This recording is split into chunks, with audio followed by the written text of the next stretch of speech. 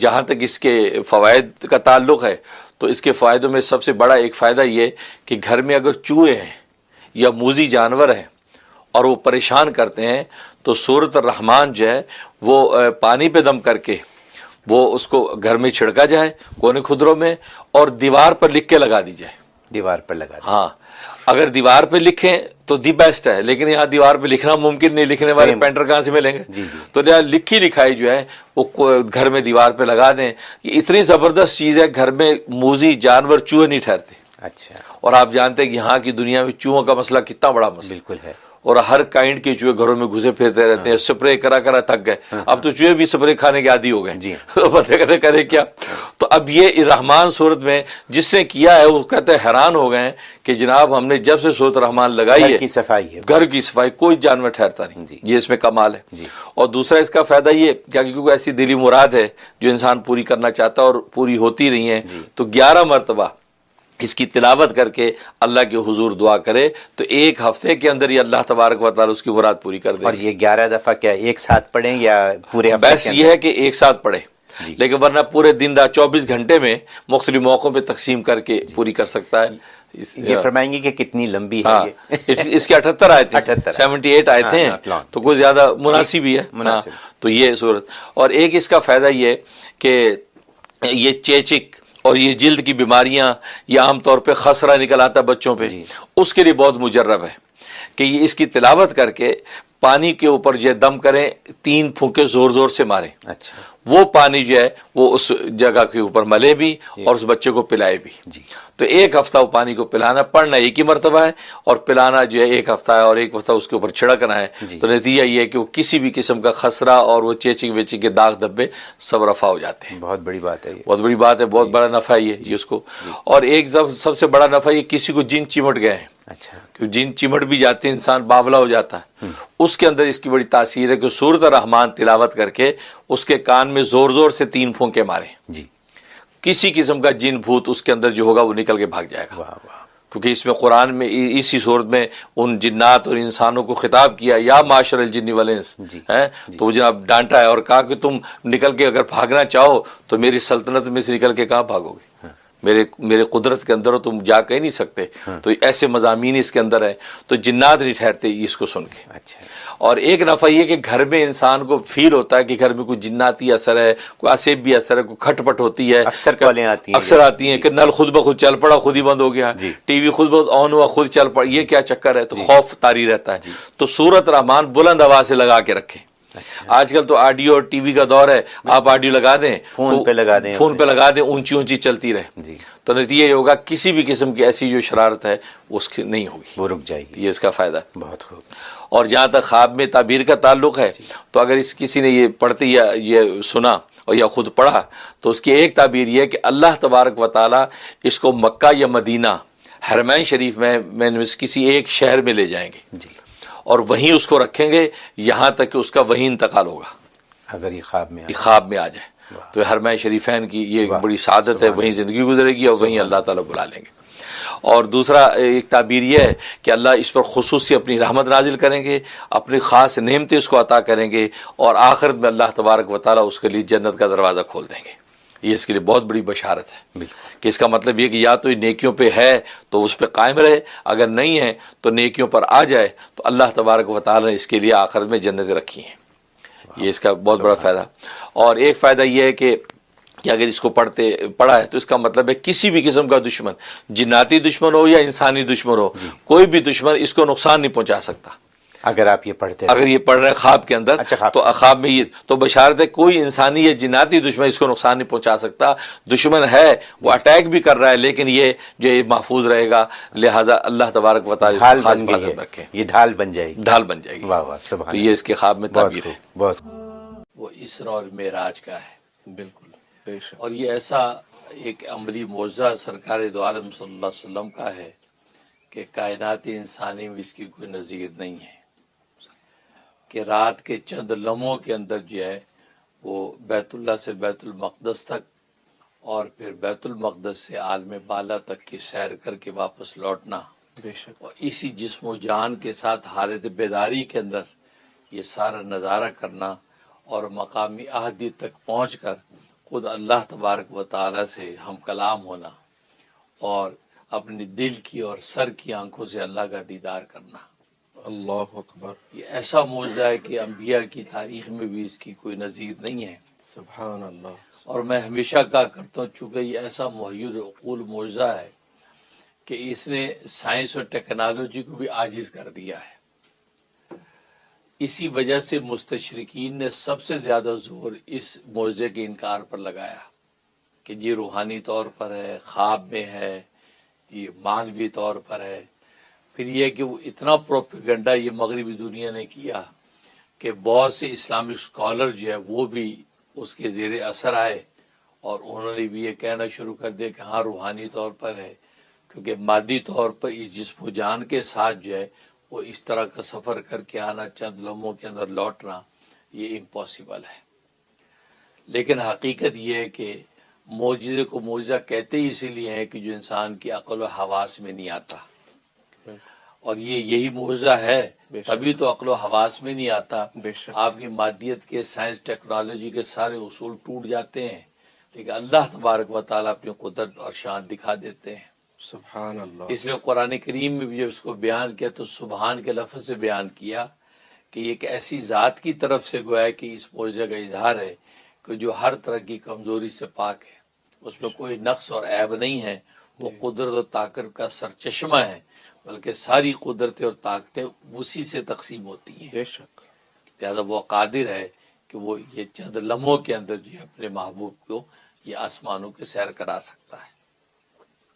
اس کی باقی تفصیل میں نہیں جاتا، صرف ایک واقعہ ذکر کرتا ہوں کہ سرکار دو عالم صلی اللہ علیہ وسلم خود ارشاد فرماتے ہیں کہ جب مجھے بیت اللہ سے بیت المقدس کی طرف لے کے گئے جی۔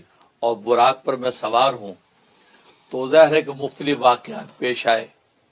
ان میں سے ایک واقعہ پیش یہ آیا کہ میں ایک مقام سے گزرا تو راستے میں ایک بڑھیا کو دیکھا، اس بڑھیا نے مجھے پکارا تو حضرت جبرائیل صلاۃ والسلام نے فرمایا کہ آپ اس کی بات کا جواب نہ دیں اور اس کی طرف التفات نہ کریں بلکہ چلتے رہیے۔ تو میں نے اس کی طرف التفات نہیں کیا۔ تھوڑی دور گئے تو ایک بوڑھا نظر آیا، اس بوڑھے نے مجھے آواز دی تو حضرت جبرائیل صلاۃ والسلام فرمایا کہ اے اللہ کے حبیب اس کی طرف متوجہ نہ ہوں اور اس کی بات کا جواب نہ دیں، آپ چلتے رہیے۔ تو آگے گئے تو آگے کا فرمایا کہ کچھ شخصیات، کچھ ایک جماعت حقہ کھڑی ہے، نورانی جماعت، اور انہوں نے مجھے کہا کہ السلام علیکہ یا اولو، السلام علیکہ یا آخرو، السلام علیکہ یا حاشرو۔ یہ کہا کہ سلامتی ہو اے اول تجھ پر، سلامتی ہو تجھ پر اے آخر، سلامتی ہو تجھ پر اے حاشر، جمع کرنے والا۔ تو یہ جب سلام آیا تو حضرت جبرائیل صلاۃ والسلام نے فرمایا کہ ان کا آپ جواب دیجیے، تو میں نے ان کا جواب دیا۔ اس کے بعد حضرت جبرائیل صلاۃ والسلام نے فرمایا کہ اے اللہ کے حبیب آپ کو پتہ ہے کہ وہ بڑھیا کون تھی؟ فرمایا کہ وہ دنیا تھی اور اس دنیا نے آپ کو اپنی طرف متوجہ کیا تھا، اگر آپ اس کی طرف متوجہ ہو جاتے تو آپ کی امت دنیا کی محبت میں غرق ہو جاتی۔ اللہ اکبر۔ اس لیے میں نے آپ کو منع کیا تھا کہ ادھر توجہ نہ فرمائیے۔ اور آگے جو بوڑھا تھا وہ ابلیس تھا، اس ابلیس نے آواز لگا کہ اپنی طرف آپ کو متوجہ کرنے کی کوشش کی، تو اگر آپ اس کی طرف متوجہ ہو جاتے تو آپ کی امت گمراہ ہو جاتی۔ وہ اپنا حصہ حاصل کرنا چاہتا تھا، لیکن آگے جو جماعت تھی جس نے آپ کو سلام کیا تو فرمایا کہ وہ حضرت ابراہیم، حضرت موسیٰ، حضرت عیسیٰ علیہ السلام ہیں کہ جنہوں نے آپ پر سلامتی بھیجی۔ تو تبھی میں نے کہا کہ اس جماعت حقہ کا آپ جواب دیجئے، اور آپ نے جواب دیا۔ تو فرمایا کہ ان واقعات میں سے یہ بھی ایک واقعہ پیش آیا۔ تو محدثین فرماتے ہیں کہ دیکھیں اس میں جو دنیا جو دکھائی گئی، بوڑھی دکھائی گئی، تو حضرت جبرائیل صلاۃ والسلام فرمایا کہ اللہ کے حبیب یہ جو بوڑھی دکھائی گئی دنیا، اس میں اشارہ اللہ تبارک و تعالی نے یہ فرمایا کہ بس دنیا کی بس اتنی سی عمر ہے، جیسی بڑھیا بالکل اپنے آخری لمحات زندگی کے گزار رہی ہے، تو یہ دنیا کا بس اتنا ہی وقت ہے، اس کا مطلب اس دنیا پر فریفتہ ہو جانا، اس دنیا پر قربان ہو کر آخرت کو بھول جانا حماقت اور بے وقوفی ہے، کیونکہ اس کی ویسی عمر تھوڑی سی رہ گئی ہے۔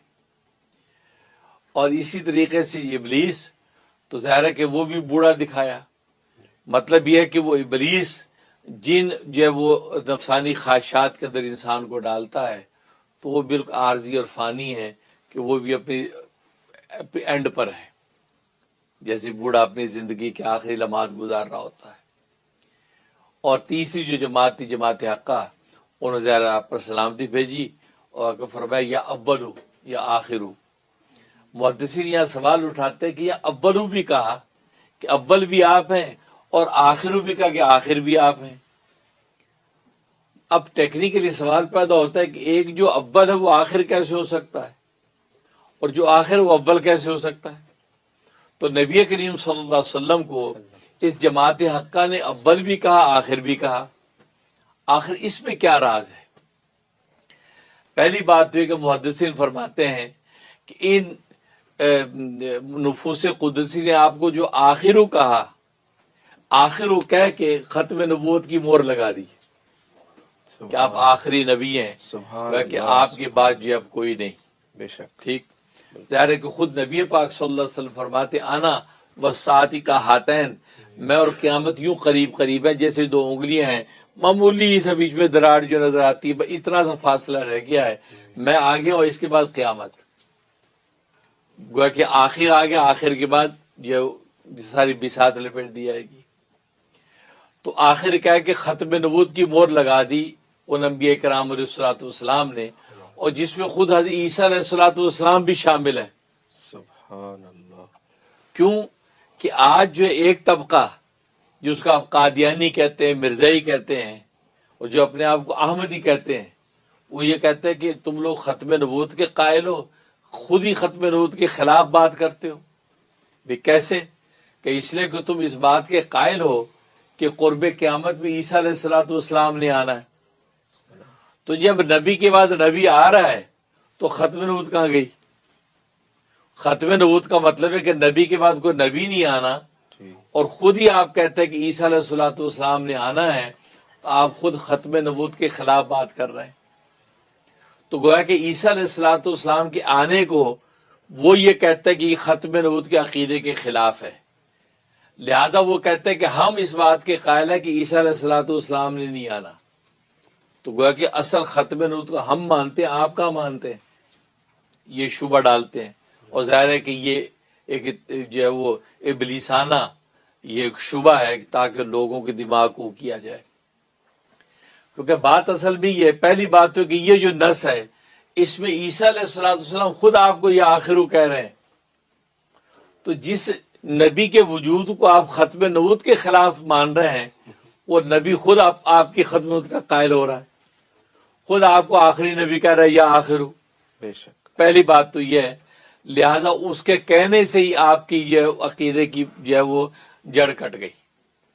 اور دوسری بات یہ ہے، ختم نبوت کا تو مطلب یہ ہے کہ نبی کریم صلی اللہ علیہ وسلم کے بعد کوئی نیا نبی نہیں آنا، بالکل کوئی نیا نبی نہیں آنا۔ تو قتل دجال کے لیے اگر نئے نبی کی گنجائش ہوتی تو اللہ تبارک و تعالیٰ کو نئے نبی مبعوث کر کے دجال کو قتل کرواتے، تو چونکہ نئے نبی کی کوئی گنجائش نہیں تھی تبھی تو اللہ کو پرانا نبی لانا پڑا، اللہ تبھی تو پرانا نبی لانا پڑا۔ اگر نئے کی گنجائش ہوتی تو اللہ کے خزانوں میں کوئی کمی ہے؟ اللہ کسی کو بھی نبی بنا کے قتل کرواتے، کیونکہ عیسیٰ علیہ الصلوۃ والسلام تو قتل دجال کے لیے ان کو سیو کیا ہوا ہے نا، آ کے قتل کریں گے۔